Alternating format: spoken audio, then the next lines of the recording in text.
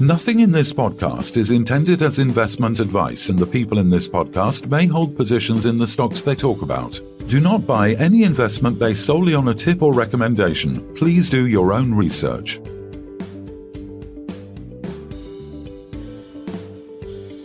Hello and welcome to the Midweek Takeaway. Today we're joined by Leon Coetzer, CEO of Jubilee Metals. Welcome back, Leon. Oh, thank you, Phil. Thank you for the opportunity again. Yeah, no problem. Okay, so we've just seen updates from the company on its Zambia operations, confirming the restart of Roan following stable power supply and the processing of higher grade copper feed to accelerate production.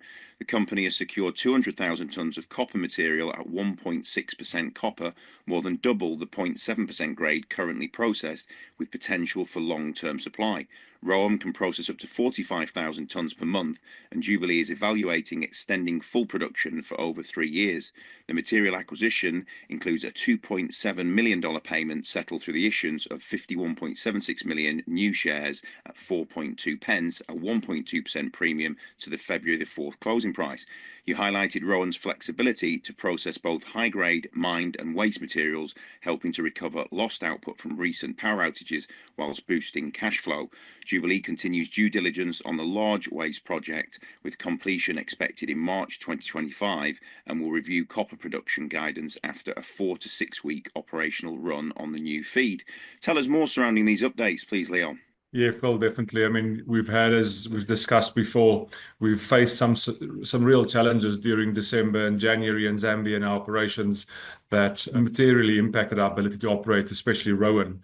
This followed, at the most worst time. What could have happened is, as we completed the ramp up of Roan after constructing and investing this unique facility, to then bring it down because of power supply issues that we faced. And we had to react quick. The first thing we've done very successfully is secure a new power agreement, which is different from the previous one in that it's distributed power. So it means that it's a multitude of power suppliers who feed into a network from where we buy our power, from a private company, rather than being exposed to a single power generating company.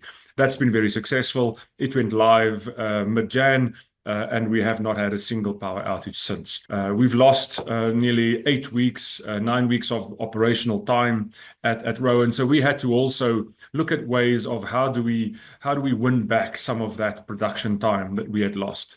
And one way of doing that is to go after high-grade material, expensive but high-grade material.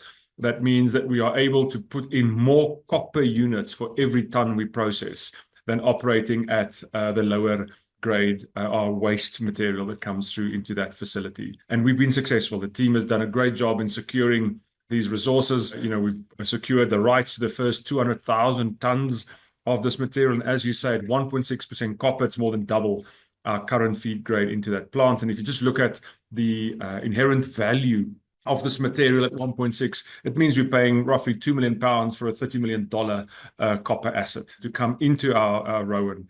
The beauty of this is as we push it through our plant, we clearly will see the bump in our copper production come through. It gives us the option to also then look to do it over an extended period because of the amount of this material that's come onto the market within the area where we've built our plant.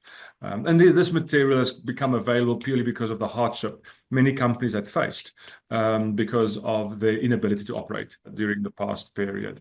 So it's a real opportunity for Jubilee to act quick and win back some of that lost time, and at the same time, bump our copper production. Yeah, absolutely. I mean, you've obviously done well to shore up this 200,000 tons, and as you say, the higher grade material as well. But just I mean, there's probably a few shareholders saying, oh, it's extra dilution. At the time when the share price is obviously at a pretty low point from a sort of 52-week perspective. So just talk through the rationale behind it. I mean, obviously it's around about 1.7% or 1.75% dilution of the company, so not a massive amount for, as you say, circa $30 million worth of actual, of material there. So just talk us through the rationale behind what made you decide to do this, really. Yeah, it was a tough debate. It's been reviewed by the board, and really the motivating factor was expediency, time, and opportunistic.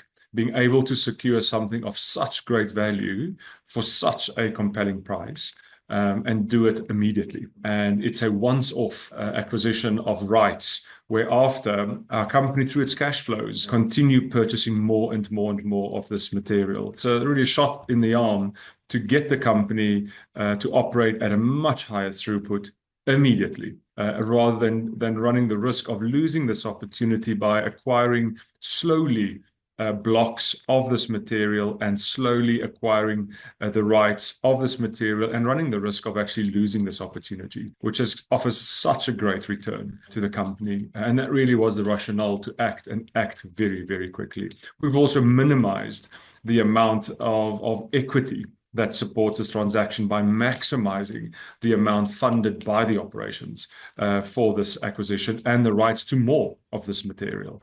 So it's something that's been considered and debated heavily to minimize, exactly as you said, that frustration of dilution, but clearly offsetting it by the significant value that it creates. So there's obviously an opportunity cost involved in this, Leon, because you could have carried on with the current status, if you like, and use the 0.7% copper. I've looked at the opportunity cost in terms of the cost of the amount of copper that would come from the 200,000 at 1.6, as opposed to 200,000 at 0.7. That opportunity cost is about $18 million difference. So do you see that's advantageous in terms of how much stock you've managed to sort of negotiate for this deal? Oh, absolutely, Kevin. It's very much part of the debate and part of the decision making, because that opportunity cost is not only 18, but it's for now, it's the 200,000 block is the opportunity cost. Of course, the longer we operate on this and based on the success that we'll see over the coming weeks as we plan to commence on this material already within the coming 3-4 days, we will be putting Roan onto this material. We have the option of extending that 200,000 for much, much longer. And it's only possible because of this upfront acquisition we've made, to be able to extend and increase the amount of material at this grade through Roan. It immediately puts into perspective the other vast quantities of stock we hold at much lower grade and what to do with that much lower grade stock we hold in Zambia. Yeah, so there hopefully will be some sort of financial recompense for a lot of this stock that you hold that you may, I wouldn't say never use, but certainly it's probably not in this decade and maybe not even in the next decade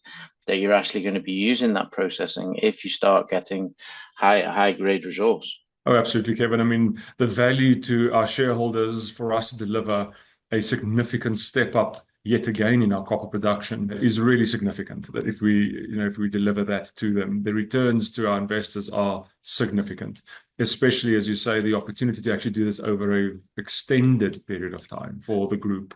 And at the same time, as we say in the announcement, that brings to the obvious debate to the fore that we have these vast quantities of much, much lower grades in our asset portfolio. And we have several people knocking on the door to buy some of these much lower grade assets from us. So there is that opportunity as well now that's being offered to us to look at liquidating some of that stock, which funds various expansion projects that we are pursuing. It brings the large waste project into focus, that we are able to sell off some of these lower grade stocks, which we won't be touching in the next 15 years because of the quantity we already hold. And through that, fund some of our expansion and investment we are doing in Zambia. So Leon, from the perspective of having this high grade stuff going through Roan, yes. I just did the calculations based on Roan going full pelt 45,000 tons per month, and that would produce 8,640 tons of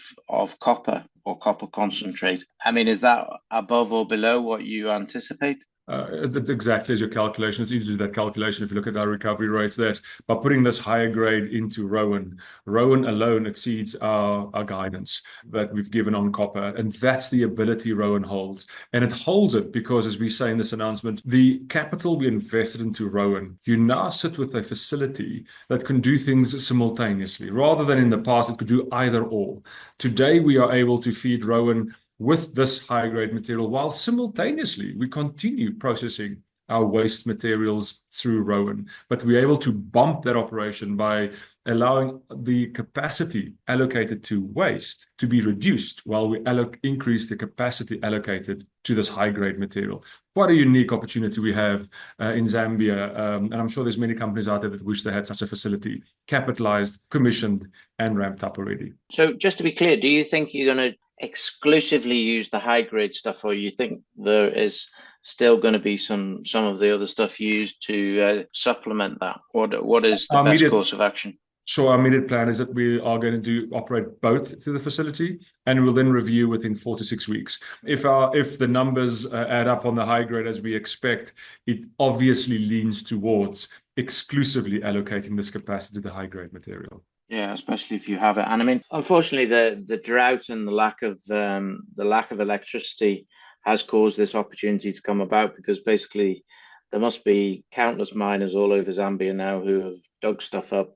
They can't process it. One, because they haven't got processing facilities, and two, they haven't got the electricity. And people underestimate the hurdle and the height of that hurdle to have an operating processing footprint in country. There are very few companies who can lay claim to that. The fact that we have an operating refinery and we have a fully capitalized new Roan facility puts us in an enormous advantageous position to capitalize on that opportunity. And we are able to utilize this significant processing capacity to target many of these resource opportunities. And it speaks to what we're trying to create around Monkoyo, Project G, where all of these operations are being brought into operation and expanded to capitalize on this processing footprint we already hold. Okay, well, we obviously thank you for coming on again, Leon, and just say Leon Coetzer, CEO of Jubilee Metals, thanks very much for appearing on the podcast. Thank you, Phil. This podcast was brought to you by Roast PR Limited. If you would like to appear on a future episode of The Sunday Roast, please email admin@thesundayroast.net.